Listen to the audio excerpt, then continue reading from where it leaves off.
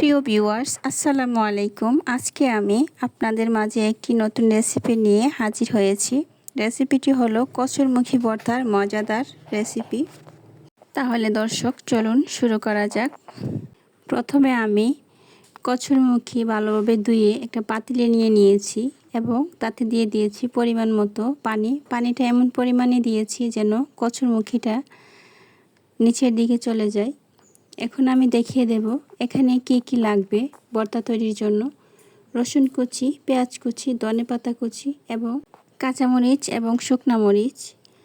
আপনারা দেখতে পাচ্ছেন 10-15 মিনিট পর আমার কচুরমুখীগুলো সেদ্ধ হয়ে গিয়েছে। এখন আমি এগুলোকে ভালোভাবে ছাল ছাড়িয়ে নেব। এক পর্যায়ে আমি কড়াই বসিয়ে তাতে দিয়ে দিয়েছি শুকনা মরিচ আর কাঁচামরিচগুলো। এখন আমি দিয়ে দিয়েছি পেঁয়াজ কুচি আর রসুন কুচি। এগুলোকে আমি এখন ভালোভাবে ভেজে নেব।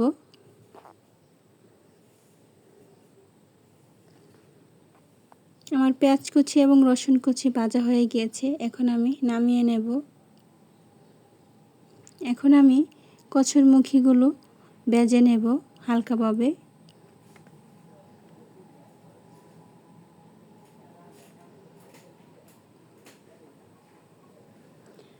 আমার মুখিটা ভাজা হয়ে গিয়েছে। এখন আমি ভর্তাটা তৈরি করে নেব।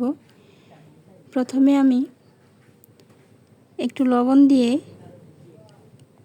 শুকনা মরিচ এবং কাঁচামরিচগুলো ভালোভাবে চটকে নেব।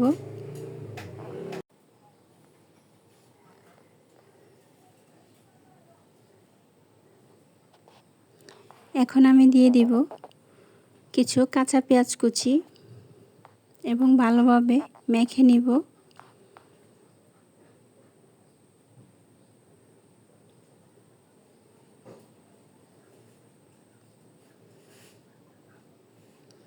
দিয়ে দিব ভেজে রাখা পেঁয়াজ কুচি, রসুন কুচি।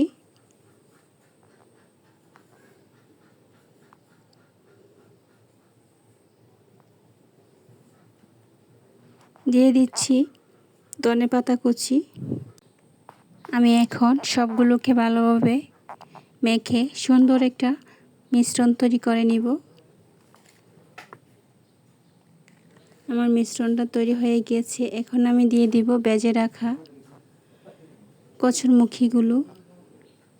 আমি এভাবে চেপে চেপে মুখিগুলো ভেঙে নিয়েছি। আমি এখন ভালোভাবে মেখে নিব। আসলে ভর্তাটা মাখার উপর নির্ভর করে ভর্তাটা কতটা মজা হবে। এখন আমি দিয়ে দিব 1 চা চামচ সরিষার তেল। এখন আমি সরিষার তেলটাকে ভালোভাবে মিশিয়ে নেব। এখন আমার ভর্তাটা তৈরি হয়ে গিয়েছে।